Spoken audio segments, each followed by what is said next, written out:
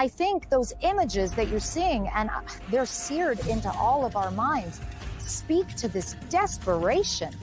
How desperate, how petrified does an individual have to be to risk everything and just try to physically crush yourself on to the outside of an airplane? Those images of people holding on to a U.S. Air Force carrier, I think that's something many Americans will, and people around the world will not be able to get out of their minds for quite some time. Afghanistan. Yes. Were you the last person in the room? Yes. And you feel comfortable? I do. And you feel comfortable? I do.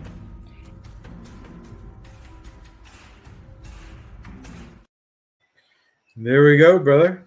James, that should be the Trump literally number one campaign theme. All right. I mean, he should be playing that again and again. It's so despicable. Not the fact that also that we lost $1 trillion, but that all those poor people died. And that now those were our enemies in those American-made machines, right? Literally, the people who helped create 9/11 are now driving around in our Humvees and MRAPs. Unbelievable, right? Armed, thanks to this creep who only wanted to do it because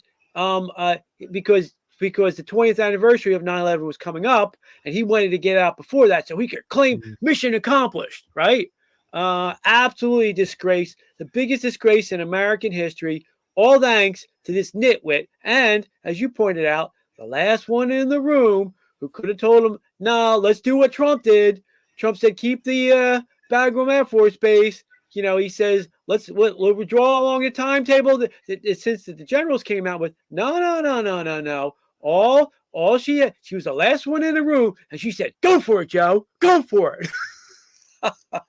Yeah, so, you know, there's should be an ad, brother. You would have shopped that around as an ad. Well, I think that I think a couple of the things that you are the takeaways from it, and really, I think is something that you and I have both like changed our opinion on over the years because we're intellectually honest about what we've agreed to and what we believed in. And sometimes, you know, we see just like Kennedy, RFK Jr., I should say, saw that, you know, he didn't like Trump. And now he sees as Trump is the only path for our future. And same with JD, didn't like Trump. And then he saw him in action. And now, you know, he realized he was wrong. There's a level of intellectual honesty within our party right now that's on full display, and there's a level of intellectual dishonesty on their side, and you can encapsulate it just into that video. That James, one little. Just to be clear, I was on the Trump bandwagon in the 1990s. No, I know. You can say you weren't on, but I was. To be clear, I'm not little Ben Shapiro. I'm not. I'm claiming. I wasn't against Trump. I was talking about. I was actually talking about. I was leading into how we felt about you know, the Bushes, how we thought the Bushes were good. Well, if they were going to go into Afghanistan to win instead of putting up murals of George Floyd, that's, you know, there's a big difference. I mean, we were sold out.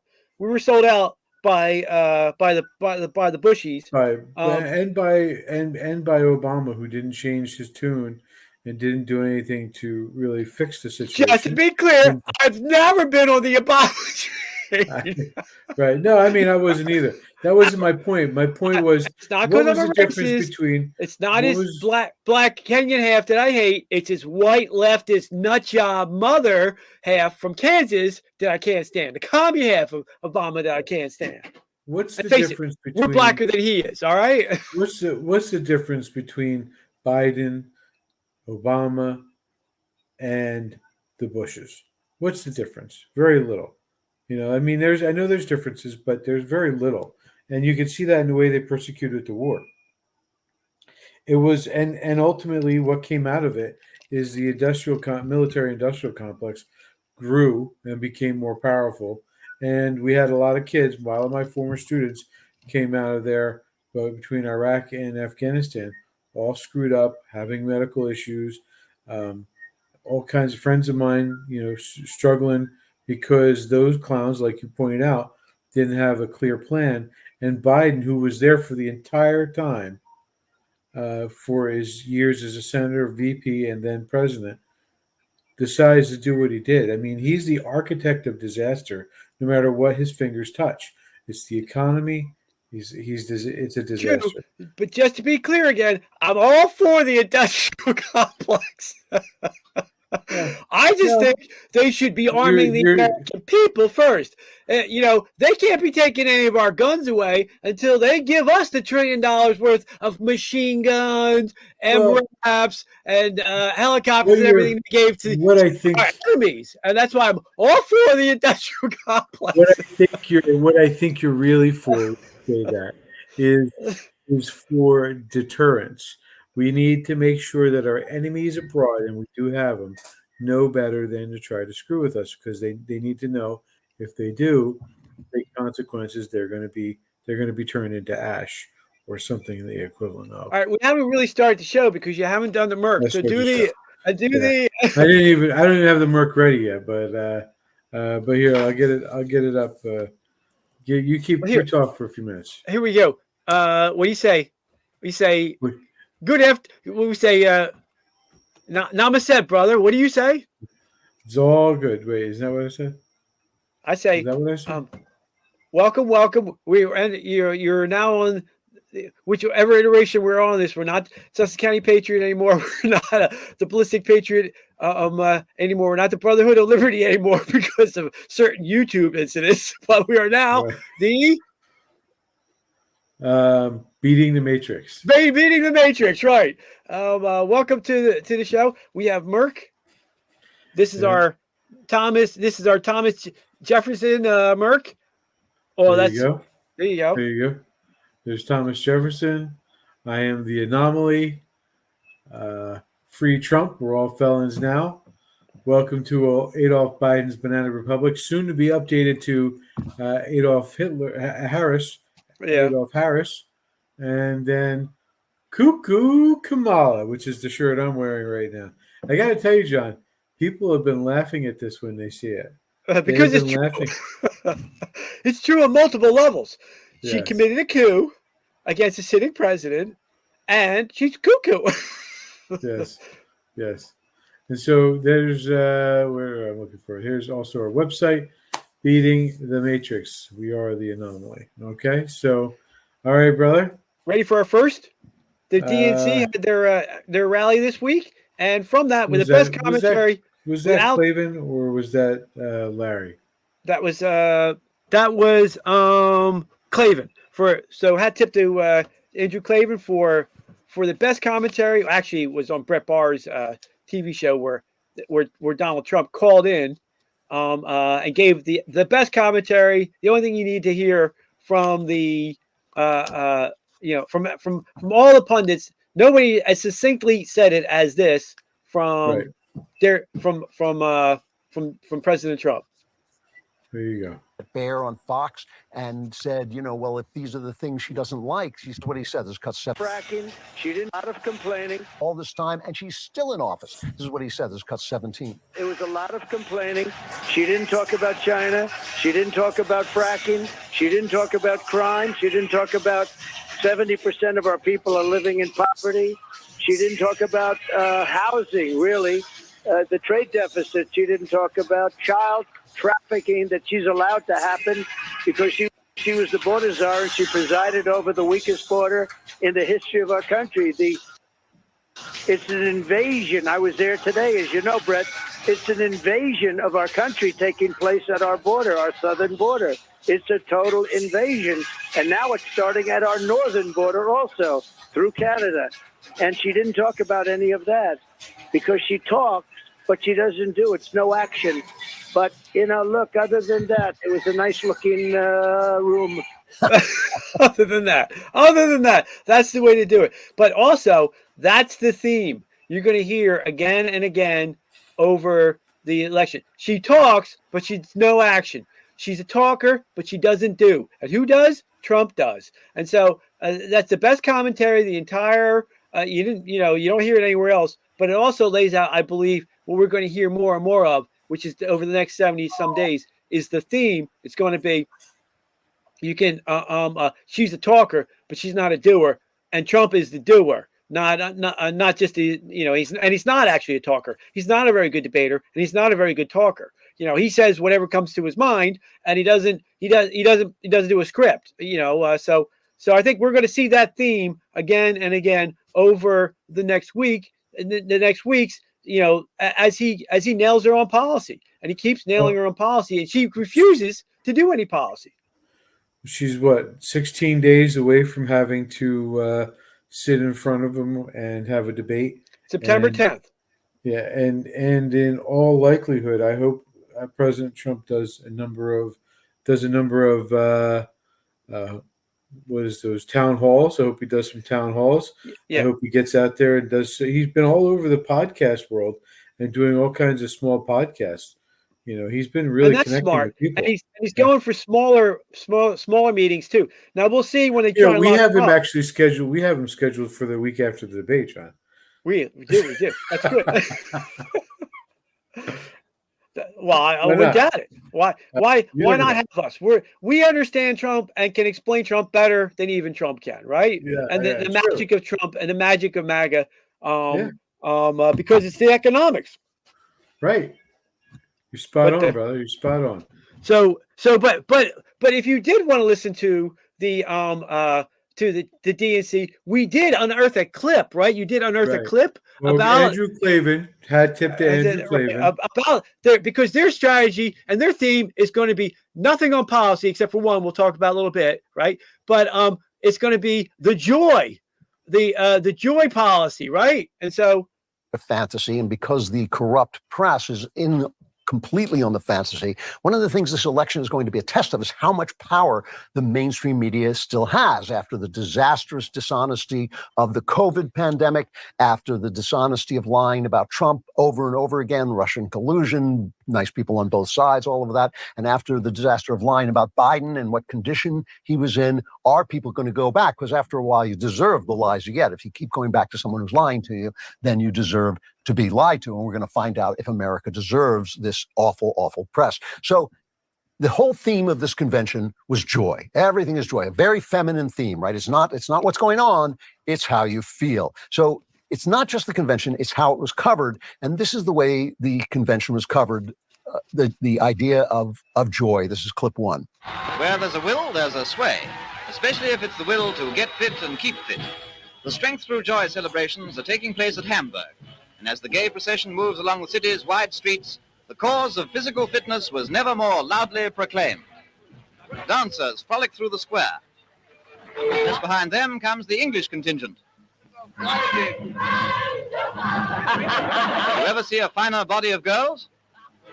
Strength through joy is the slogan, so laugh and grow fit. All right, I'm sorry, that was a Nazi rally in the 1930s, as covered by the British news agency Pathé. Strength through joy. It was supposed to make people feel good with fitness programs and free trips to cultural events and all that, while Hitler consolidated power. And look, there you go, brother. I don't necessarily say that was from the 1930s, right? If you ask me, they got the gays, they got the girls playing sports. I mean, are you sure that that's from the 1930s? And of course, they were National Socialists then. And Kamala is definitely moving, with wage controls and all the rest of it, is trying to turn America into a modern version of socialism. They had the eugenics then. They got the eugenic, abortion today. I'm telling you. Plus, of course, he makes a great point that it's just like the Germans, just like Hitler used the Reichstag, the burning of the Reichstag, as an excuse to lock up all their political opponents. You have the fake FBI and the fake DOJ and that Democrats and Biden and Jack Smith, who's not even appointed by Congress and better be not prosecuting anything, because he's going to be subject to all kinds of litigation afterwards, even criminal, because he's not appointed by Congress and has no mandate or no authority. But you have all these people locking up their political rivals, just like the Nazis. So, I mean, he makes a great point on it. Are you sure that's from the 1930s, bro? You sure that wasn't just from last week? I mean, they had the gays. They had actually, it's interesting, John. One of the things that I noted from the whole convention, in comparison to what's going on, what happened with Trump, when he came into that room, the RNC, when Trump came into the RNC and he, had his bandage on and everyone saw him, it was just after the attempt on his life. And you got Hulk ripping off his shirt. I was like, wow, right? This is amazing. And then you compare it to the Democrat one, where you have the first gentleman crying, you have Biden crying, you have a couple of other people all teary-eyed. The vice president Waltz crying, coach, right. stolen valor, coach. And so I came to realize that the DNC convention was the beta convention, and the beta male convention, and the Republican one is the alpha male. We're Italian, we cry. Come on, John, that's not what I'm talking about. I'm talking about what are they there, and it gets down to really where their core values.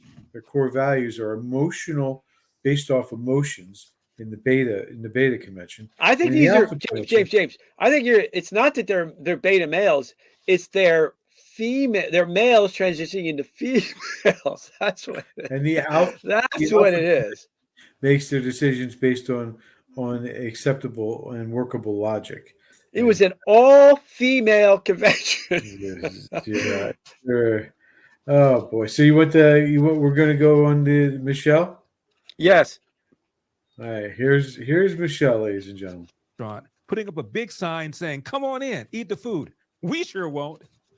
Now, Michelle Obama said her mother was suspicious of folks who took more than they need. My mom, in her steady, quiet way, lived out that striving sense of hope every single day of her life. She believed that all children, all people have value, that anyone can succeed if given the opportunity. She and my father didn't aspire to be wealthy. In fact, they were suspicious of folks who took more than they needed. Really? You shouldn't take more than you need? Or, as President Obama once said, I mean, I do think at a certain point you've made enough money. Really? New England now, the Obamas will be calling Massachusetts home for at least part of the year. TMZ reporting they've purchased the Martha's Vineyard estate of Celtics owner Rick Grossbeck. Former First Family paying a little less than $12 million for this waterfront mansion in Edgartown. It sits on about 30 acres of land. Real estate listing says the nearly 7,000 square foot home has 7 bedrooms, 8.5 bathrooms. Obamas have, of course, been frequent visitors to the island, vacationing there nearly every summer during their 8 years in the White House. Really? Aloha from Hawaii, birthplace of Bette Midler, land of pineapples, and oh yeah, place where the Obamas are building their huge honkin' house. Also, Jim Nabors died there in 2017. Miss you, Gomer. The Obamas' Oahu property, the mansion in Hawaii, is almost nearing completion. This thing looks beautiful. They bought it back in 2015 for $8.7 million. It sits on 3 acres of land. Yes, and someone get the salad dressing, cuz. It's very ranchy. Yeah, but it looks kind of mid-century almost. It's also totally isolated. Which means Barack and Michelle won't have to deal with annoying howlies, brah. And this house has history. It was the house that was used in Magnum P.I. He bought Magnum P.I.'s house. And then destroyed Magnum P.I.'s house and built this totally new one. Really? James. Unbelievable. That is the worst. When we were playing this earlier, we decided that because he's now destroyed. Now the Obamas have destroyed a United Nations national heritage site, World Heritage site. The place where they filmed Magnum P.I., right? Yep. He should be exiled for that. If there is any reason to hate Obama, it's that right there. To be clear, we're not suggesting that he should be exiled for his absolutely abysmal presidency. Right. We're saying he should be exiled for what he did to Magnum's. He's never an American anyway. Get him out. Send him back to Kenya. Per Hillary Clinton. Exactly. And his wife can go with him. That she needs to go too. Send Big Mike too. Now, that's seriously though, it's absolutely absurd. When are these creeps going to leave? Right. First of all, I just want to say, there's people backing that idea. Look at this is the annual Magnum PI Day at the Detroit Tigers. I mean, he might as well have just taken a giant crap inside a Detroit Tigers hat, or lit up a Ferrari, which he could have easily afforded to burn in the front lawn. Why not do that if you really want to crap on the Magnum fans? Instead, you tear down the mansion, the cornerstone of Magnum. And for what reason? One version of life is that we live on separate, the universe is a giant loaf of bread. We're living on one slice of the bread, and it's like sliders. Like the world's a little bit different on each one, and that's so the God can. When you go to God and you say, "Well," and you make all your excuses, He goes, "What do you mean? I put you in charge on world number 616 in the Marvel Land, right? Where you were president." And then he could say to Obama, "And all you did was crap things up. You're an idiot. You blew it. You took Magnum's house. You took Robin's house. And you knocked down Robin's house, right? Yeah, you knocked down Robin's house. You knocked down Robin's nest, you fool." Yeah, I mean, right? It's actually, and then he can go like this, and then God can go like this and boot him to hell where he belongs, right? For screwing up the country. But at what point do the rest of us say enough is enough? This creep, who's not only done this, we forgot another one of his crimes, forcing Netflix to pay him millions and millions of dollars. He's probably worth over $100 million now because of his fake biography was for $65 million. And the fact that he forced Netflix to pay him more millions so that your grandmother or your great grandmother can't be on your Netflix subscription anymore. She got booted off. So they booted off grandma of Netflix. Those Republicans want to take grandma and make her eat dog food. Well, these creeps, Obama creeps, they want to make grandma have to pay her own Netflix. So she can't afford it. So she just sits there and rocks in her rocking chair. That's it. Thanks to this creep. When are we going to say enough with these fools?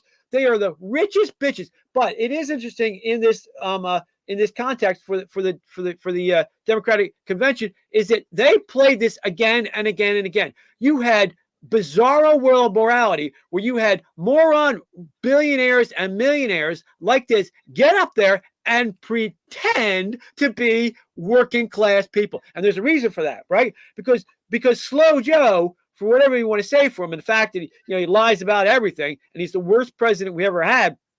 He was at least from the middle class. He didn't go to Harvard. Wasn't really from Scranton. He grew up in the suburbs of Delaware, but he was was the very bottom of his law class. So he wasn't one of these spoiled rich elites. And Michelle Obama, just for the record, never worked a day in her life. Is a fraud, went to Princeton, and is the creep who on our fitness kick because she's so fit and she's so beautiful. For CHOP, kicked out McDonald's out of CHOP, which is a crime because the only place worse, as bad as the cardiac intensive care unit in CHOP, which is still Philadelphia's child hospital, is the cancer ward. And some of those poor cancer babies, because I remember seeing them in line, the only thing they could stomach were the McDonald's ice cream cones and stuff like that. And that creep kicked them out of a CHOP. So another loser who and it's the most immortal picture ever is when she's dressed up all fancy because she thinks she's so beautiful, right? At the president, and when Trump and Melania come to the White House, come to take over, and she sees Melania, and then you should see the look on her face because she's pretending because everybody, all the foreigners go, oh, Michelle, you're so beautiful. Oh, you're so beautiful. But then a real beautiful woman, Melania, walks in, and she has to realize reality. A real model shows up. Right, a real model model. who is humble and was raised with gratitude for this country, unlike that creep. She's a spoiled, rich bitch, just like J.D. Pritzker. And this is the bizarro morality of this convention. That creep who inherited his billions from the Hyatt hotel, never worked a day in his life, never did anything, has the nerve to get up there and go, I'm a real billionaire. Not like that Trump, who, are you kidding me? Who earned his money. Unbelievable. You had billionaire after billionaire after fake millionaire Bernie Sanders get up there and pretend to be the middle class. Go ahead, give me the. I got a surprise for you. I did not, so everyone knows. John has no idea what I'm about to show him. And this person we disagree with 99% of the time, but I have to say he came up with a very succinct, very clear message, a minute long, on what is wrong with the DNC that we saw. Here you go. They had a guy yelling, "Screw the billionaires," followed immediately by a very happy billionaire. It's all okay if it's our billionaire.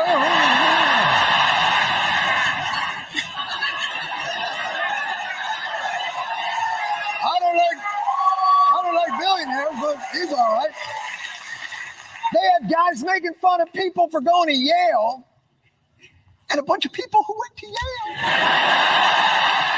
The Democrats had people who prosecuted sexual predators and. That's true.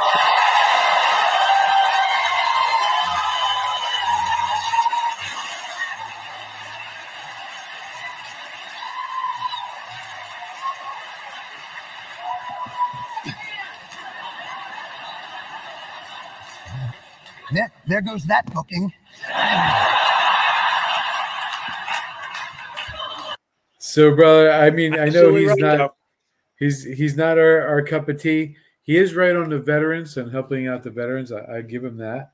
But he makes the reason why they're doing it though is because when back in 2020, even though Biden was not winning, he was really the only solution for the Democrat Party, because the Democrat Party is still old white middle class, right? And so they need to shore that up, and that's why they were all on the stage pretending to be, oh look, Joe Scranton. It's okay that Joe Scranton isn't here because we have Coach Walls, right? And Kamala, even though she's the worst from the worst people in the entire world, worse than the Nazis, because the Nazis got killed and murdered for the evil. But the Brahims spent 1,000+ years, maybe 3,000, 5,000 years, oppressing people, and are still doing it to this day. Just go look up Untouchables. The worst of the worst is around us up there, the most elitist of the elite, who went around all of Los Angeles, besides sleeping with Willie Brown, raising money from rich, white, spoiled socialites. That is the face of the Democrat Party now. So they got a problem, and they have to shore up the middle class.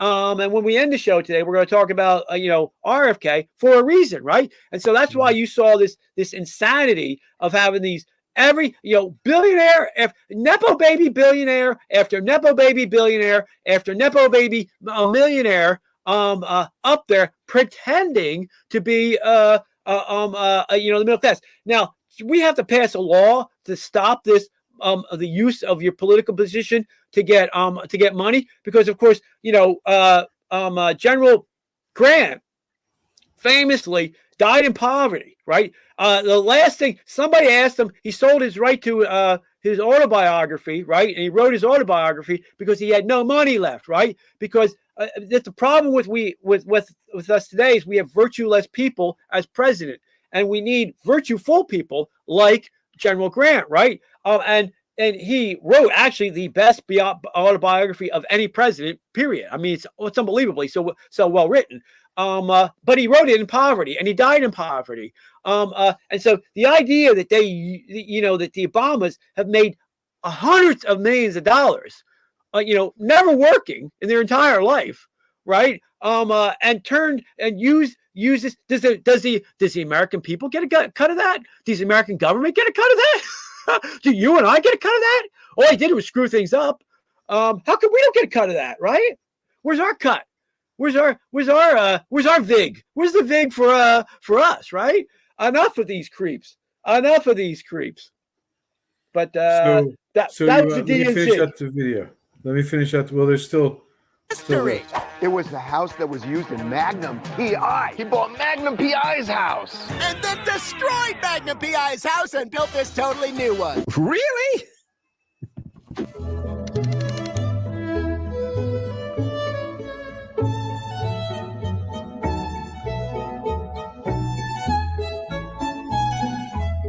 Lifestyles of the rich and famous, right? Yep.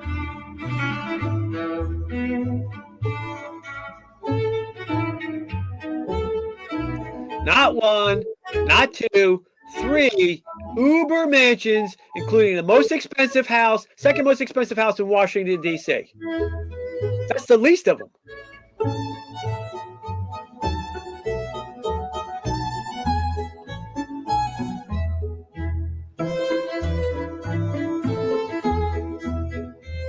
And Netflix is crap nowadays. I mean, I do think at a certain point you've made enough money. Hey, it beats camping out. Now. Yep, it beats camping out, right? All right, so you ready to go on to the next one? So it comes from the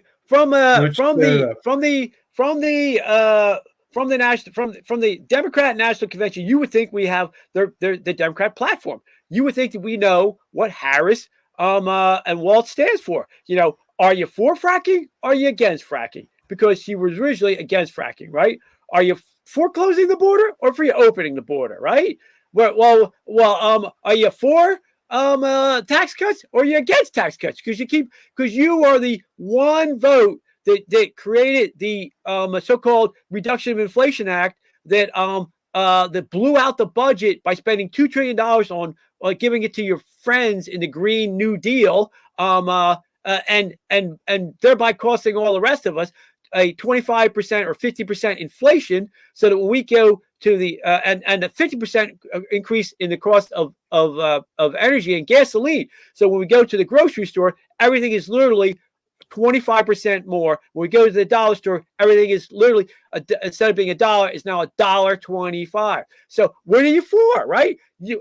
From the convention, from 5 days, the only thing that we know for certain is that Kamala is for abortion. And you have a clip on that, I think. I do. The vast majority of Americans agree that the government should not be making this decision for the women of America. What is it that you believe? I mean, what week of pregnancy should abortion access be cut off? We need to restore the protections of Roe versus Wade. We're not trying to do something new. Well, that was nebulous because it was about viability, which could be anywhere between 20 to 24 weeks. So no. Let me be very clear. The Women's Health Protection Act that the White House also endorsed. Let me be very clear. From day one, the president has been clear. I have been clear. We need to put back I'm getting the sense she hasn't been clear.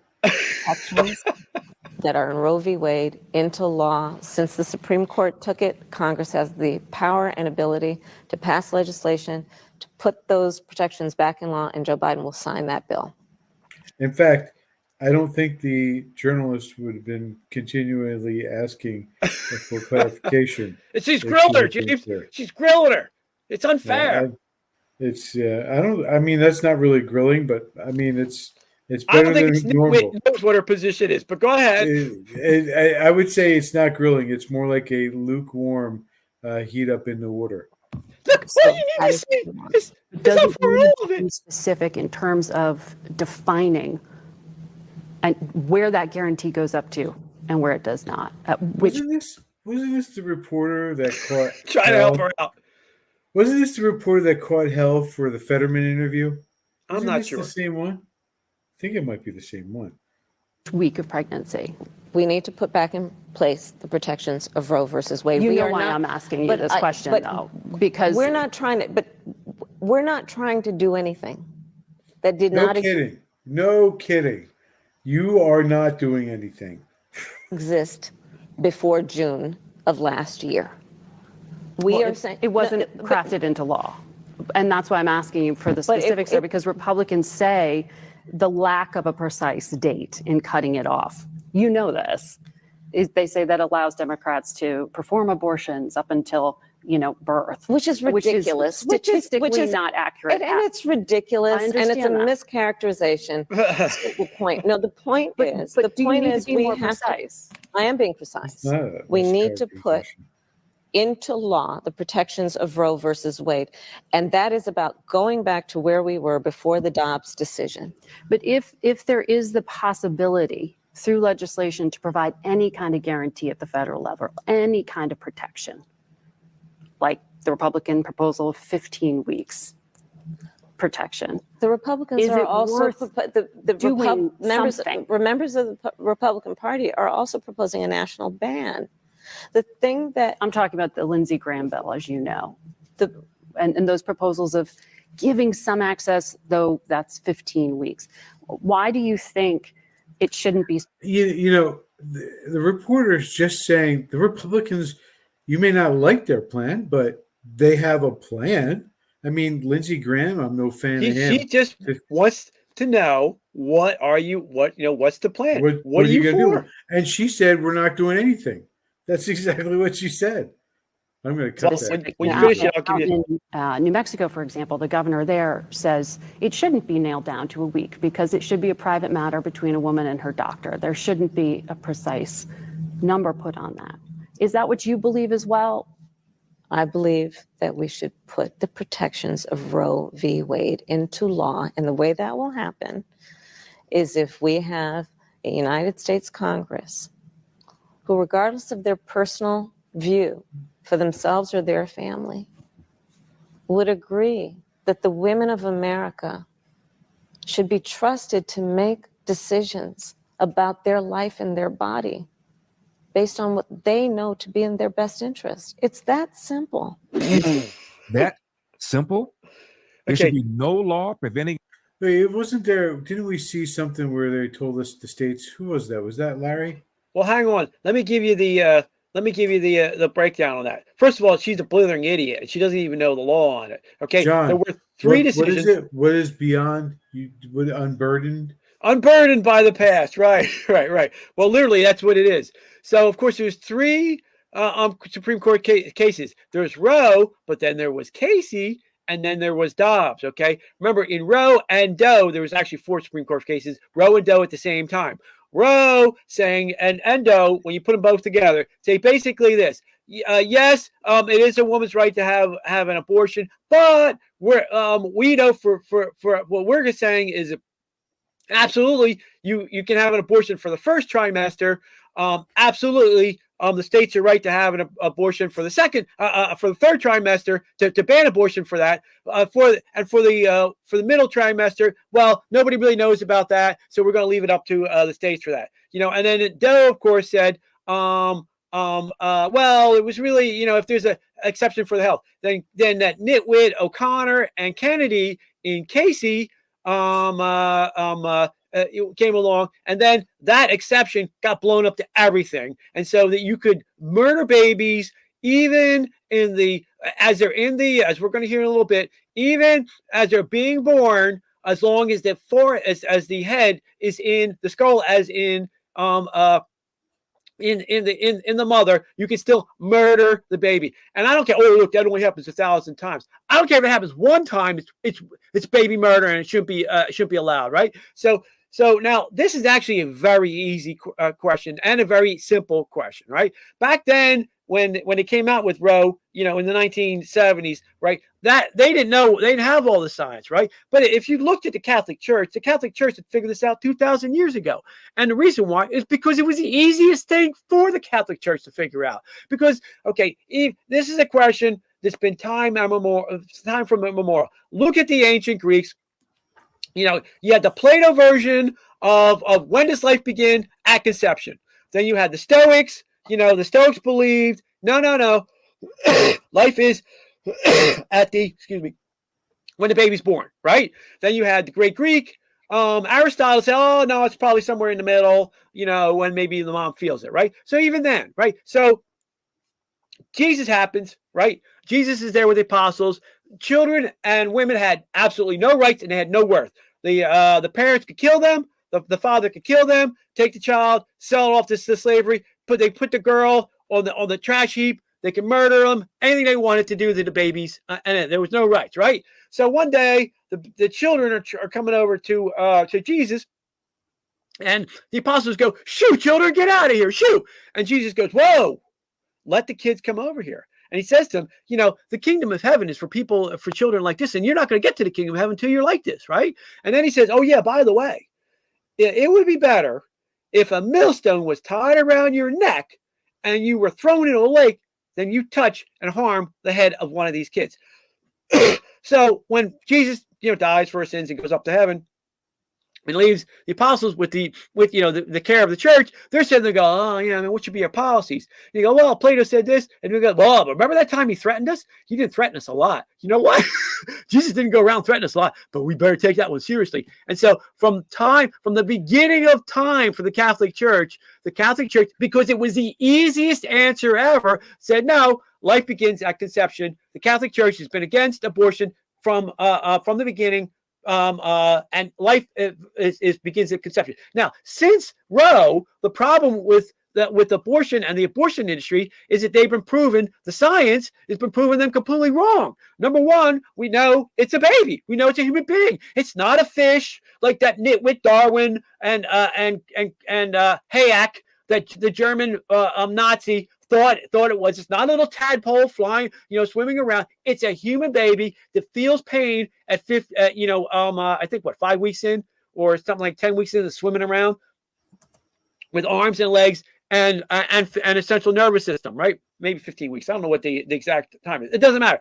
It's alive and it's a baby. And now we have ultrasounds to show that it's a human being too, and it's fully independent being. And you can, of course, see it as it progresses up until the baby's finally born. So they got a big problem, because not only that, but the science is also showing with the data of the horrible trauma to these mothers who have abortions, whether for infertility because they have a number of abortions, or from the fact that they're now carrying a psychological wound for the rest of their life. Even to the point that in the Dobbs decision, I don't think it had it, but in an earlier federal appeal, down there, the female judge looking at it and said, "You know what? The health, if they're saying that they're doing this for the health and welfare of the mother, that actually is reversed now, because what we're seeing is evidence of with the data is that the health and welfare of the mother is negatively impacted by the abortions. And if anything, it gives it the state a reason, because it's a medical procedure that's harming them, the right to control it." And so what is astounding to the DNC and Kamala Harris is she's such a blithering idiot. She doesn't know any of this stuff. And only that, it's the only issue coming out last week that we can say for sure the Democrats are supporting, right? And the reason why, of course, is only for the politics. And it's only because they think that in 2022, when there was supposed to be a big red wave, it was the Dobbs decision that impacted the 2022 elections and stopped the big red race. So the only waves that would swept in a bunch of congressmen and senators. So the only reason that Kamala is backing this is because she thinks it's the issue to win. Trump is going on the economy and the invasion down the border. She is going to be going on abortion. The problem is she's a blithering idiot. She doesn't even know any of the things I just said. And she can't defend it for the one issue that she has. But we have more of a clip going on, unless you want to talk about that. I do. I wanted to just throw this in there. First of all, the states that, here's the list of states in the abortion, since we're talking about abortion, the states that and the District of Columbia that will allow they have no defined limit we continually hear the lie from the Democrats that there's no place in America where you can have an abortion at term, right? There's no way all the way up to the birth of the baby. They've been saying that. Well, there's these states in front of you in gray, and then there's the District of Columbia. No defined limit. And to give you an idea, the Reproductive Health Equity Act from Colorado specifically prevents denying, restricting. The act prohibits state and local public entities from denying or interfering with, the fundamental right to use or refuse contraception, or to continue a pregnancy and give birth, or to have an abortion. It says it right in the law. The state cannot stop somebody. So you're going to have So you're going to have back alley abortions done by butchers like Gosnell again and again, and because there's going to be no restrictions on it. There's no restrictions on it whatsoever. Back room, back alley, baby murdering en masse. And when we do the next segment, I'm going to go with some of the math on it, some of the actual economics on it. Here, let me put this. Oh, I didn't put it up on the screen. I apologize. Here is the map. Here's the map that I was talking about. And this is so all Dobbs did is, you know what? We're just going to go back to actually Roe and leave it up to the states to decide, because different states are going to decide differently, right. And that's the way it's been. Some states, the southern states, in particular, restrict abortion. The northern states, let it go, right? Let her rip. Kill all the babies. Murder all the babies. There you go, brother. Thank you, Mr. Chairman. Professor Myers, you are here at the invitation of my Democratic colleagues. Is that right? That's correct. Okay. In his opening statement, my good friend Senator Whitehouse said, I want to quote, reproductive justice is economic justice, close quote. Do you agree with that? I might, as an economist, use the word rights, but yeah, I do agree with that. Okay. That's not true for the baby, is it? Well, first of all, I would refer to a fetus, not a baby. But a fetus. I refer to it as a baby. That's not true for the baby, is it? The evidence that I presented to you, Senator Kennedy, was evidence about measurable effects on the lives of women, families. Right. I got that part, but that's not true for the baby, is it? I'm sorry, I don't really understand. Well, it's not true. Let me be clear. Let me back up. As an economist, I think he's much clearer than Kamala has been. I measure effects using data. I'm not here to talk about ethics, assignment of personhood. That's not my Well, but you role. said you agreed with the chairman's statement that reproductive justice is economic justice. There is no economic justice for the baby because the baby's dead, right? That's so true. So true. I don't know how to answer your question. I would refer to was the baby fetus. dead or alive? We're referring to a fetus. Okay, is the fetus dead or alive after an abortion? The fetus would be dead after an abortion. All right. If the mother is healthy and the baby is healthy, do you support abortion up to the moment of birth? So I think that's a really hard question to answer because that just doesn't happen. You're asking me about something that simply doesn't happen. Well, it's legal. I will tell you. It's legal in Vermont, New Jersey, Oregon, Colorado, New Mexico, Alaska, and the District of Columbia. And the Loon wing of the Democratic Party supports abortion up to the moment of birth. So do you support that or oppose it? I don't think, let me say, I'm here to talk about the economics of abortion. No, you're here as an expert. And I think you're asking me a question as a person, which I'll answer as a person. Okay, tell me as a person. I will tell you as a person that I have ambivalence about abortion. I will tell you as a person, I haven't personally had an abortion. And I will also tell you as a person looking at the evidence around me and understanding how complex the decisions are that people face, Okay. I'm just simply uncomfortable. I got to move on, thinking that there's a Professor, 'cause I don't think simple answer you're that going to applies answer to my everyone. question. I trust women and She- their healthcare For providers. the record, she did better than Kamala. Well, she did, but see, for her economics to work, she has to deny the existence of the child because, of course, that's 60 million and 75 million, I think it is, and 25 million blacks, right? The children that would be able to contribute to the economy. Now, this is part of the lie of Malthus, right? And really, this is something we have the party of life and the party of death. This is the idea that, oh, these poor people, it's good to murder the baby because then they'll have more money in the future. No, this is dumb. This is stupid. This has never worked and will never work. And this actual economic data shows the exact opposite. So if you look at the historical data and you say, okay, from 1700 to 1820, that's when the Industrial Revolution really took off. You can argue whether it was in Europe and in England about textiles, or in America, the seed drill, McCormick harvester and stuff, and it was the farms, right? Either or, it doesn't matter. By 1820, literally the GDP of the world doubled because of free markets, and the population went up too. So by 1820, you had about a billion, you had by 1820, you had it was like 1.4 trillion GDP by 1820, and you had like a billion, 0.2 people. Then in the next 200 years, from 1820 to just recently in 2020, you had the most amazing revolution in human history, right?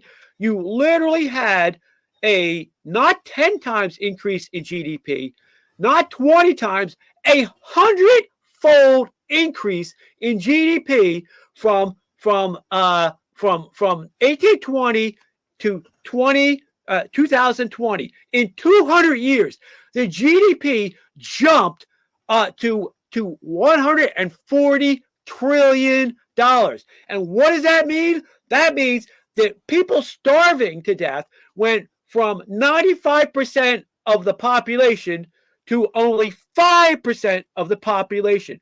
You had, because of course, food was the first and biggest thing that's revolutionized. That it was industrialized. It's absolutely amazing. And in that time period, instead of the Malthus bullshit of, oh, look, you're going to have too many resources and all these people are going to die from famine, you had the exact opposite happening. You had going from 1.2 billion in 1820 to maybe like 8 billion today, going to top out in another 60 years at 10 billion at maximum. And then it's all going to collapse, right? Then all the population is going to collapse. But the economic fact is that more people means under a free system, free markets means more progress and less starvation and more economic prosperity. It's an absolute fact. Now, one of those idiots on the Turks, Charlie Kirk, who should be president one day when he's old enough, got into it with one of these new Turks idiots, that Chigger or whatever that idiot's name is. He had this punk up there who's making $60,000 talking about, well, look at the capitalism today. There's 5 million people starving to death. This moron, apparently it's not realized that the 5 million people or so, whatever you want to call it, 5% of the population, it is starving today. They are in communist countries like North Korea, you idiot. That doesn't have the free markets, right? You moron. Now, today, obesity is a disease of poor people. It's that insane about how good free markets and people are together. Free markets and population together is great. Now, we always say, where is the black Einstein? Hey, he's been aborted by the racist in the Democrat Party. Where is the black Elon Musk? Well, he's been aborted by the freaking Democrat Party. The more people you have, the more people you have on the scene who can fix things, who can invent things, and who can take us to the next level. And they took us to the next level. And we have the last 200 years of history to prove it. 200 years of economic data. She's some young, nice, beautiful, a young girl. Thank God she's not going to have an abortion of herself because she doesn't seem like she is. But the only way her numbers count is if you discount all the black babies and poor babies that are being murdered. And the single greatest crime in America over the last 100 years, thanks to these nitwits murdering these babies for this false ideology, this stupid ideology, which I know you want to speak about in a little bit, that is factually, economically, statistically, historically, every measure you want to do, food-wise, complete, and Malthus is this, complete bullshit. I just got to say it, bullshit. And it's about time that somebody drives a stake through this. And here was our next clip for Kennedy. Would you want to finish it? Yeah, I was going to say, you want to finish that out? Go ahead.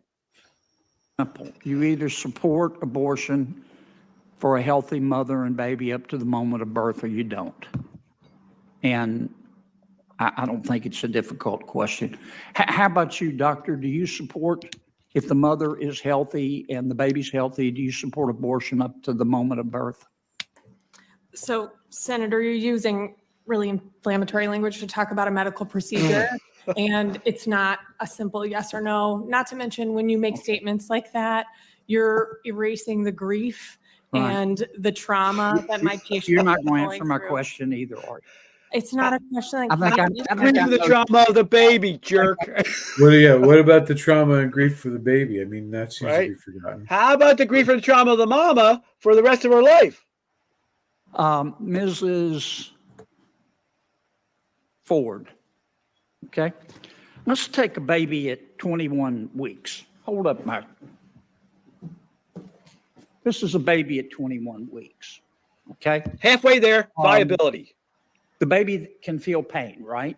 Yes. And the baby's pretty developed, right? Yes. And do you know the name of the procedure that the doctor would use to abort that baby at 21 weeks? I'm not a doctor, but I believe it's a DNR. It's called dilation and evacuation. Is that right? As far as I understand, yes. Yeah. And first, the doctor would dilate the cervix, and then the doctor would take what's called the doctor would call it a Sofer clamp. It's really a pair of pliers with sharp teeth on the end. And without giving the baby any pain medication, the doctor would go through the vagina, through the uterus, and start tearing the baby apart. Is that right? As far as I understand the procedure. Yeah, and she might start with the legs and pull them out, and the arms and pull them out, right? And then she might go for the heart or the spine and just pull the baby out piece by piece. Is that right? Without giving the baby pain medication. That's what I understand the procedure to be. Okay. But then you got to get the head out. The baby's dead, but maybe not. Maybe it's still in pain. But then you got to get the head out. And even with the cervix dilated, you got to get the head out, which is hard. So then the doctor would go in and use those pliers to crush the baby's head. Is that right? As far as I understand. And then she'd pull the head out, the crushed skull out, right? Mm-hmm. Senator Kennedy, your time has expired here. Well, you and gave Senator the Stabenow is others waiting. plenty of time, Mr. Chairman. Just letting you know, your time's expired. You have Okay. other senators waiting. Well, I was waiting when you were letting others. I'm sorry you don't want. And that's it. That's what you got to do. You got to explain to them what they are about. And 22 weeks is like viability. And that's what so they're going to run on abortion. And we need to point out that these are maniacs who want to do that all the way up from 22 weeks on the other half of the baby's existence in utero up until the baby's born, and even afterwards, that nitwit from Georgia, the Ku Klux Klan and blackface guy, who got the ex-governor Northam of Virginia, who says even then when the baby's born we have to have that discussion. right? Wants to kill the baby then. Even when well, it's easier to kill the baby then too. I have to give him that. It's definitely easier to kill the baby once the baby's born, right? And so this is what they're going to do. So I say, listen, don't shy away from it. Let's have the debate, because this is an evil that needs to be stopped. This is not only an evil, it's something that's harming America and it's harming the world. It's got to stop. It's because it's got to stop because it's evil, number one. But number two, even if you were just doing for the practical purposes, for progress and for mankind and civilization, you stop it, because that's what civilization progressing is based on, is people. People, you need people. So stop murdering and women and babies. It's that simple. It is a very simple equation. Yeah. So I think that it's definitely a great point. I do think that it kind of leads right into what I was going to talk about tonight, which is the politically, ideologically stupid, and that gets down to there's a clip that actually we have coming up with RFK Jr., where he talks about his uncle and his father loving to have a debate, loving the idea of debating and discussing and talking about it. And there's people out there who don't want to debate because they're afraid to debate because they can't debate, like Kamala. She can't do that. There's people like that out there. In fact, most people are like that. Most people don't want to have a debate. No, they don't want to talk. They don't want to be intellectually challenged. See, that requires you to have that intellectual challenge that I mentioned before. And a lot of people don't want it. So this week we got into a Facebook war over not to go into too many details with it to bore you, but there was a question of it was on transgenderism and the surgeries and stuff. What it came down to, what I discovered, and I knew this already, but what I saw is this: the person who was arguing about was siding with getting it, thinking it was legitimate procedures. They didn't want to look or hear any of the evidence. Now, just some of they didn't give any evidence, by the way. I think they put up a national health, the NIH, something from the NIH about there being an increased number of people who see their gender as not what it was, and a bunch of definitions. My whole thing was, I pulled up the Epic Times, Dr. Miriam Grossman, who was a doctor for 30 years. I talked about there was a transgender guy who was complaining about detransitioners who had been bullied by the transgender lobbies. I pulled up a person who had two people who had detransitioned, one a woman and the other a guy, and they all this evidence. The person said, when they got transitioned, they said, I only had an hour with my doctor before he put me on testosterone. So these types of things, these types of where's the safeguards? There's no safeguards on it. And so I asked, I said something. Actually, my lovely wife said something, and that started these two people attacking her. And again, alpha males defend their wives. They don't, we stand up for our wives, and that's exactly what I did.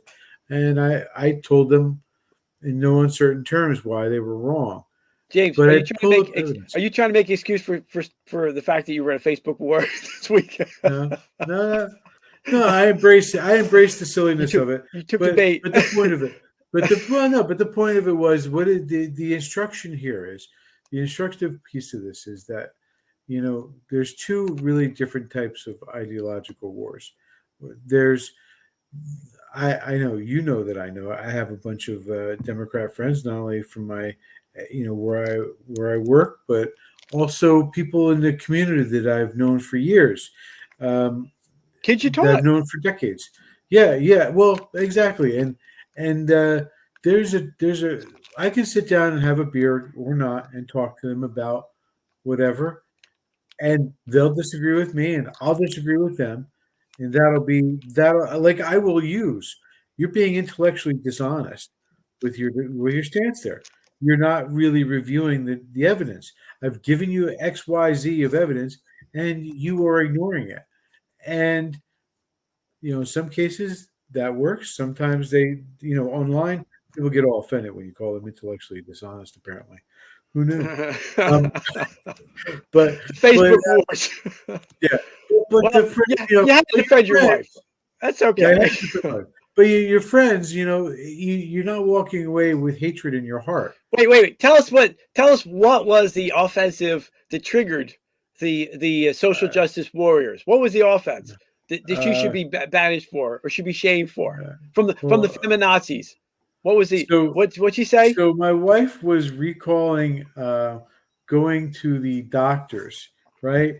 And apparently the doctors ask you a question while you're they ask your blood pressure, they do the whole thing. And so she wrote routine appointment, not quite used to the new way of speaking or being spoken to. They asked how I identified. I said, usually very sarcastically. The pause made me think my humor was not appreciated. Well, I mean, why not, right? Why can't she be a new type of gender? I mean, there's all types of gender. She could be the leader of which is, believe it or not, something that came up in the Facebook war. That was something that was used. But she should be the leader of the sarcastic wife contingent in the gender wars. Yeah, I mean, a lot of people out there don't know who she is. She should definitely be the leader. Let's just say the language that we speak in. What color does she want? The rainbow. The language that we speak in is sarcasm. That's how we actually speak in a language of sarcasm at home. That's the way we deal with each other. She's the queen, if you will. She is the queen of sarcasm. Sarcasm, right? That is true. That is true. But the point is, and what I'm getting at is, despite all the evidence, despite all the clear identifying thing, this person had I keep on using this, an iron dome of stupidity. An iron dome of stupidity that they could not get past, and based on their ideology, they couldn't be intellectually challenged. They couldn't be challenged in any way. In fact, my whole point was, if you ask questions, and I'm going to be blunt, I didn't come out and said, I didn't even say like all people for transgender shouldn't be happening. I didn't say that the procedure should be outlawed. All I said was, let's look at the evidence. And the last piece of document that I put up there is the Tavistock one that you mentioned to me, brother, which I had forgotten, and which tells clearly about the damage that was being done to young people who were being transitioned with virtually no safeguards in place. And I don't know if you followed up with the report, because the UK government, Tavistock is a UK health clinic that was very big on doing the transgender changes and they're famous for the phrase, they knew what they were doing. They were going to trans away the gay, and so they closed it. And they it was a big scandal in UK. Go ahead. What was the follow-up? So the report that came out of it was something called the CAS report. And here, I'm trying to pull it up right now. The CAS report, which said, where the hell did it go? The CAS report, I'm sorry. What did I say?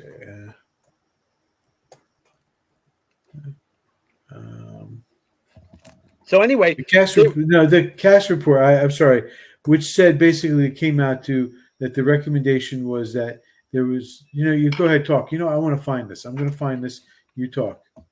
So what they were doing is they knew that they were having confused people with mental challenges, that they were even gay, and they knew that there were a lot of them that were gay, and that what they were doing is mutilating them, changing them from being gay to, okay, now you're the same, now you're the right sex. Whereas that's what the origin of that the states, they were transing away the gays, right? Turning gay people, and just instead of, listen, you're just gay, just live with it, deal with it.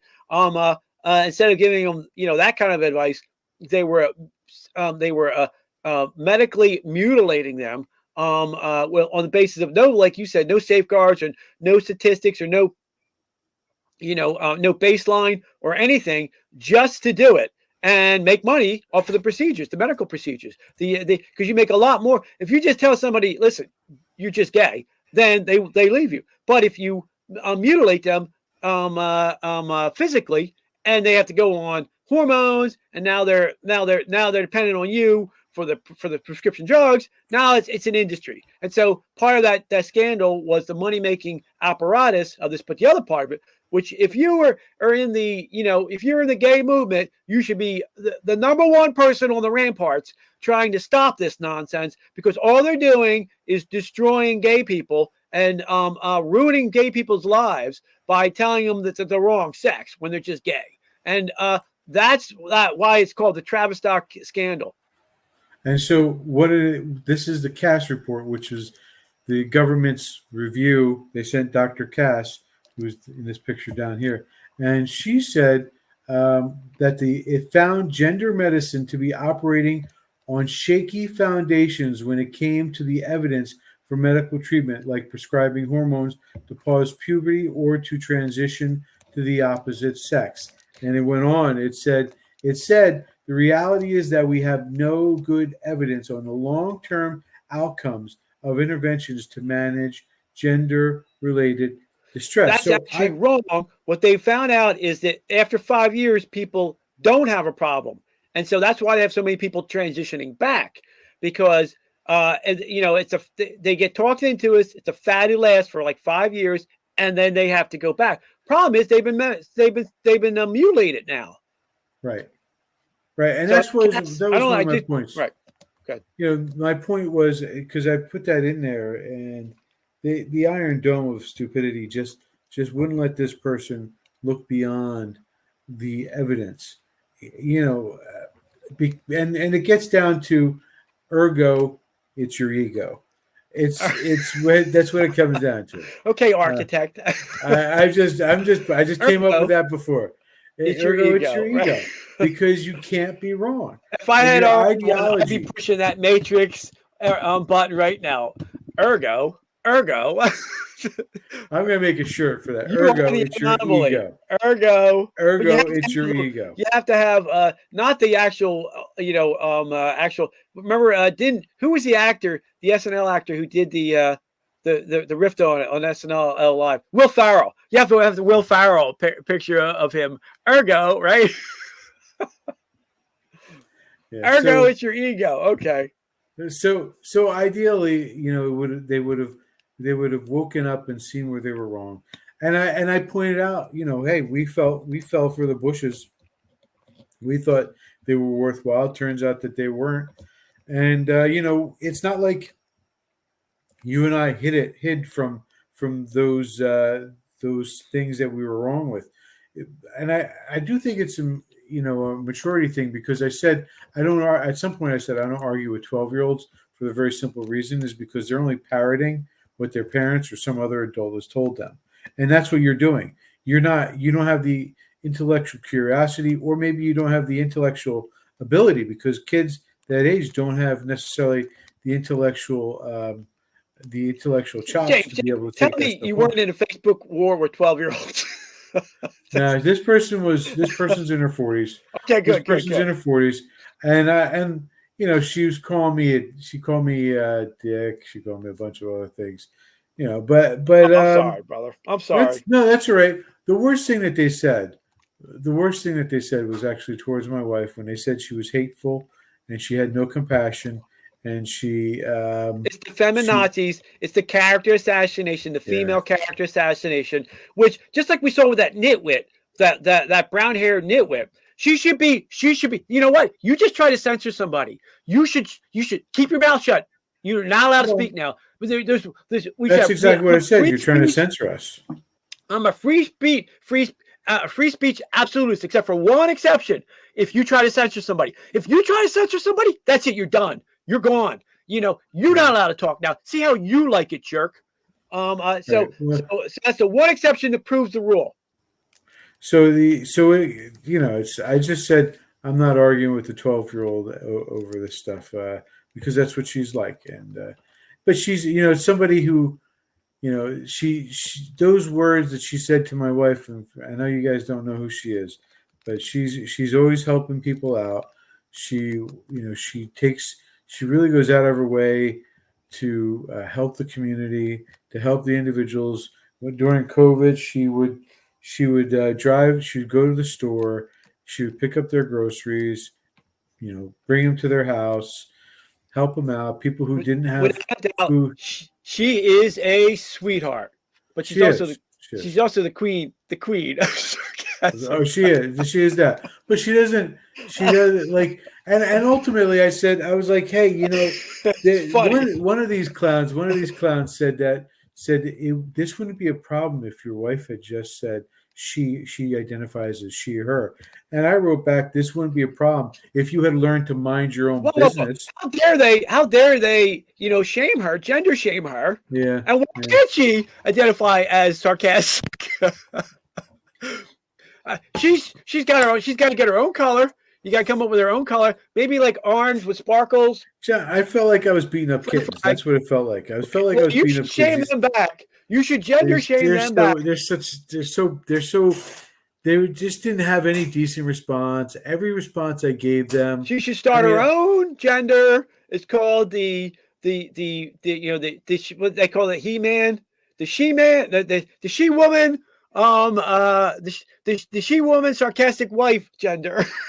Yeah, when she called me I got juvenile. I fully admit I got juvenile because I was dealing with juveniles. That's what it felt like. And so when she said, you're a dick, I said, no, I'm not, but I have one. Oh. Brother, but that just means you could be a woman. That doesn't mean anything to these people. Yeah, I know. Right? And so Right? no, she asked me, John. Then she asked me, how do you identify? I said sarcastically. So now you're in the He-Man sarcastic husband gender. Yeah. Anyway, ergo, it's your ego. Very good. That's All what right. it comes down to. All right. Very good. So we have the one topic left. I don't know if you want to cover it. Yeah, sure. If you want. RFK speaks at his Phoenix event. That one. Let's see if I got it queued up to the right spot. Here we go. Oh, that didn't work. Hold on. There we go. Primaries, and with a truly independent media untainted by government propaganda and censorship, in a system of nonpartisan courts and election boards, everything would be different. After all, the polls consistently showed me beating each of the other candidates, both in favorability and also in head-to-head matchups. But I'm sorry to say that while democracy may still be alive at the grassroots, it has become little more than a slogan for our political institutions, for our media, and for our government, and most sadly at all for me, the Democratic Party. In the name of saving democracy, the Democratic Party set itself to dismantling it, lacking confidence in its candidate, that its candidate could win in a fair election at the voting booth. The DNC waged continual legal warfare against both President Trump and myself. Each time that our volunteers turned in those towering boxes of signatures needed to get on the ballot, the DNC dragged us into court, state after state, attempting to erase their work and to subvert the will of the voters who had signed those petitions. It deployed DNC-aligned judges to throw me and other candidates off the ballot and to throw President Trump in jail. It ran a sham primary that was rigged to prevent any serious challenge to President Biden. Then, when a predictably bungled debate performance precipitated the palace coup against President Biden, the same shadowy DNC operatives appointed his successor, also without an election. They installed a candidate who was so unpopular with voters that she dropped out in 2020 without winning a single delegate. My uncle and my father both relished debate. They prided themselves on their capacity to go toe-to-toe with any opponent in the battle over ideas. they would be astonished to learn of a Democratic Party presidential nominee who, like Vice President Harris, has not appeared in a single interview or an unscripted encounter with voters for 35 days. This is profoundly undemocratic. How are people to choose when they don't know whom they are choosing? And how can this look to the rest of the world? My father and my uncle were always conscious of America's image abroad because of our nation's role as the template for democracy, the role model for democratic processes, and the leader of the free world. Instead of showing us her substance and character, the DNC and its media organs engineered a surge of popularity for Vice President Harris based upon, well, nothing. No policies, no interviews, no debates, only smoke and mirrors and balloons in a highly produced Chicago circus. There in Chicago, a string of Democratic speakers mentioned Donald Trump 147 times just on the first day. Well, who needs a policy when you have Trump to hate? In contrast, at the RNC convention, President Biden was mentioned only twice in 4 days. I do interviews every day. Many of you have interviewed me. Anybody who asks gets to interview me. Some days I do as many as 10. President Trump, who actually was nominated and won an election, also does interviews daily.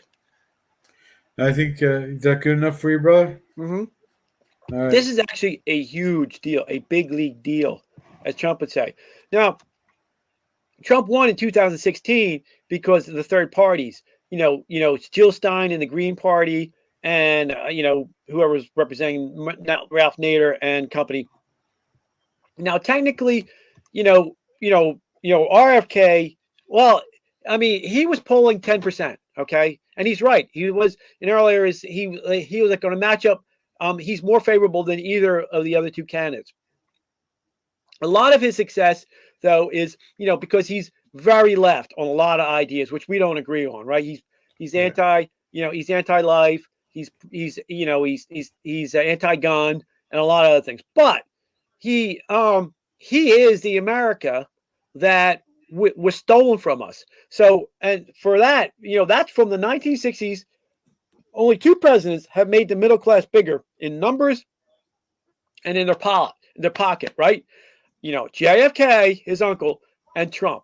Not even Reagan could make the middle class bigger. I mean, he had to defeat the Soviets, but every other president has made the middle class smaller, weaker, and have less money in their pocket, right? And so I keep making this point. It's the Democratic Party is not better now that Joe Biden is not at the ticket. The Democratic Party is worse off because they need the middle class. They need the working middle class that Joe Biden represented. The dumb liar that he was, but at least he's not an elite liar, right? Like Kamala. And that middle class, the people who make America, they were pulling a lot. His name. A lot of the old people would vote for him just because he was Kennedy. So number one, it's big league because now, Trump can do what Trump did in 2016, which is pull the Reagan Democrats, the middle of America who go. Why, George Bush and the Democrats, Obama and Clinton, they're all on the same ticket. They're all the same. They want to sell us out to the damn Chinese with their fake free trade, right? And so that Reagan Democrats that are pro-America, conservatives generally, now, he's head off the siphoning off of those votes to RFK. Plus, if his endorsement of Trump, which we see in another one, that means a lot of those old white people that would have voted for him, now might vote for Trump. I mean, and even if his 10% doesn't translate into 10%, right, in the polls, whatever, even if on election day it only translates to 0.5%, that's the election, right? That is literally the election. 0.5% of JFK voters is half the election, and you still have the left being eaten by the Green Party New Deal. So a lot of the RFK guys are going to go to Jill Stein, right? But that takes it away from this. Well, you're not going to trust Kamala if you're a Green New Dealer. I mean, she did help you out by voting for the to give up a bunch of money to them, but you can't trust her. You can't trust her as far as you can throw her, right? So if anything, you're gonna go for Jill Stein again. I mean, at least Jill Stein is an honest communist, and you still have Cornel West out there. So you're gonna still have them pulling and eating into the into the Democratic numbers, but you're not going to have so when it was Trump versus Biden, right?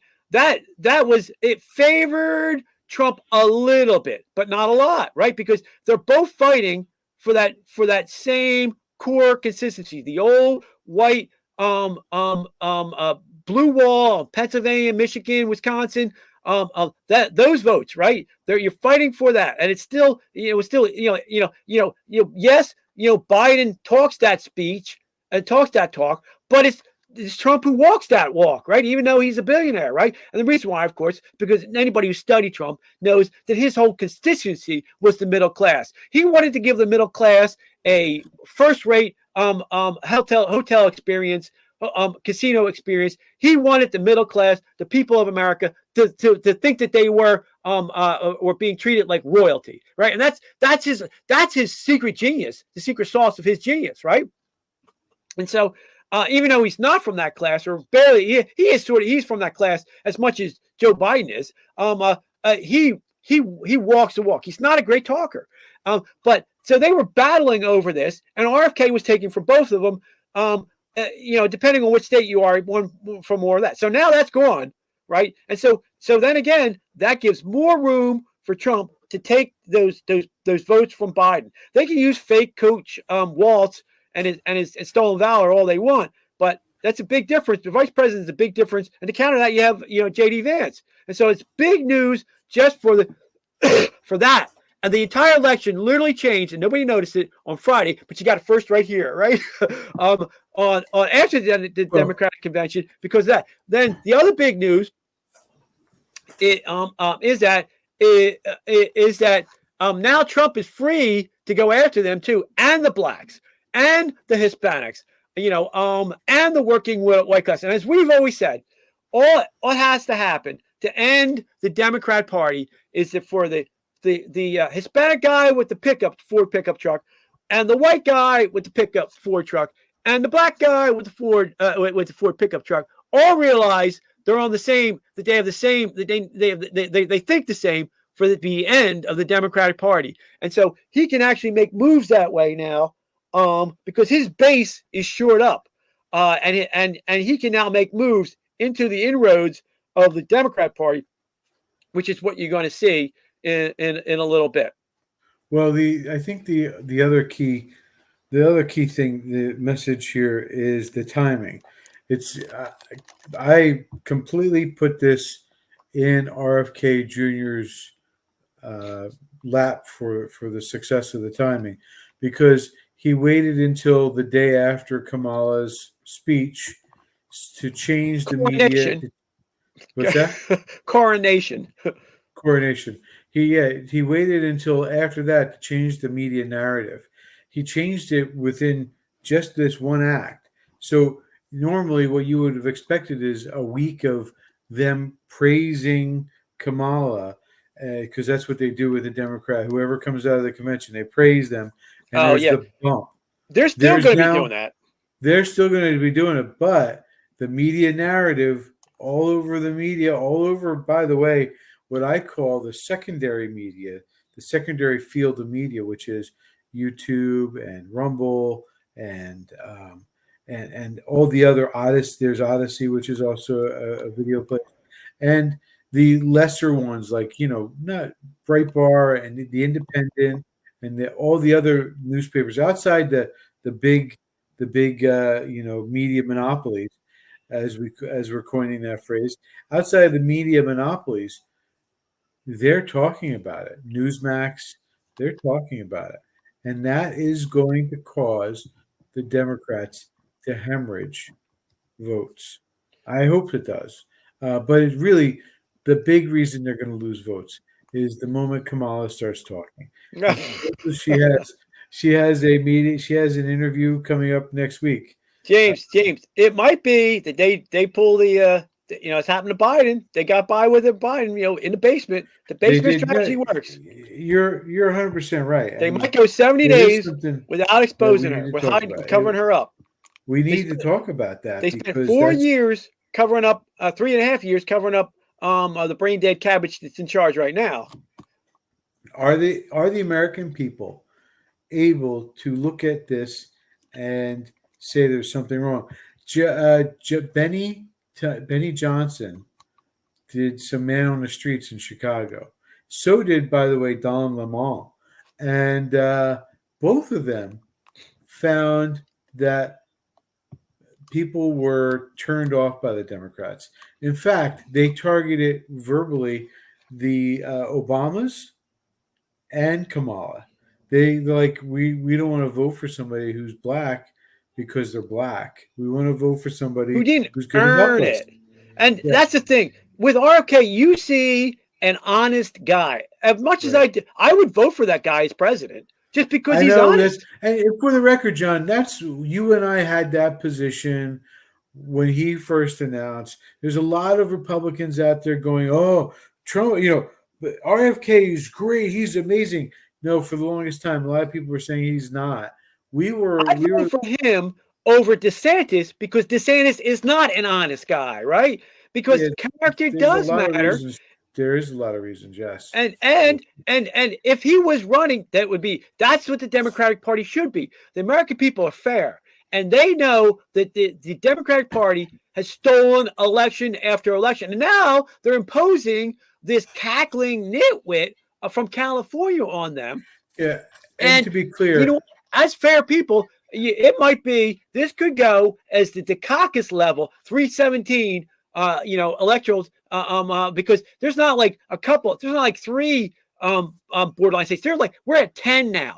We're at 10 states. And I think Virginia is in play because remember, at this point, the election day, Hillary was up 8%, 8 points and 7% in polls, right? He's even with her right now. At this point, they were up the same thing, or like 5. Hillary was up like 5 at this point. Trump always under polls because nobody wants to admit that they're for Trump, right? So if they're even, he's ahead. He's ahead, and so this could be a Dukakis size wipeout because that's the last time they tried to put a nut job leftist, in as president without a record. So I think one of the key things to take away from RFK is we would have voted for him if there was a choice between him and Kamala. That's or we understand that he's bad on guns and we understand he's bad on a lot of things, but you can hear it you can hear it when he talks if you can understand him, because that's a problem. But you can hear it and he talks about where his concern is. He is that liberal that believes in America, that loves America, and that would fight for America, and believes in the truth. And he believes in the truth. But he truly means it when he says that, though. Unlike Obama and unlike Biden and Kamala and many of these other modern Democrats, they don't like America. They hate America, and they're the Hate American Club. That's what we coined a Mr. I Hate America Club. Right. Joe Biden's one of the founding members. HAGA. It's HAGA. It's MAGA versus HAGA. Hate America Again Club. But go ahead. Anyway, so we're at an hour and a half, John. So all right, time to go. Yeah, it's time to wrap this puppy up. Ladies and gentlemen, just as a quick reminder, please make sure you go out to our website or our shirt merchandise store and buy yourself some merch. You can get to that merch by going to our website, Beating the Matrix. You'll see it right over here, where you'll have the not only the merchandise but the YouTube channel, which you obviously found because you're here now. And so you make sure you like and subscribe our show. Tell your friends about us.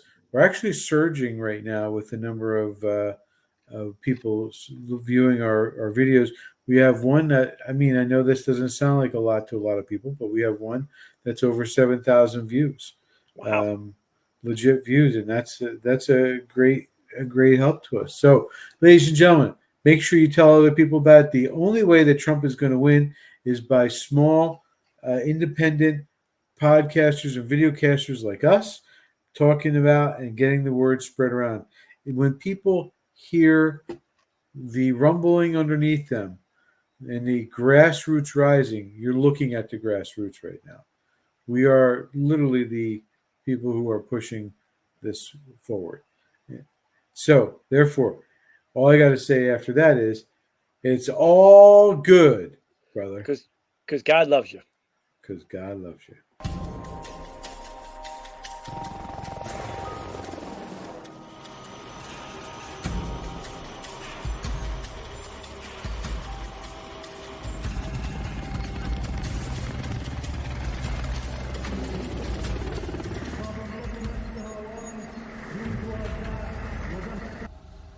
And I think those images that you're seeing, and they're seared into all of our minds, speak to this desperation.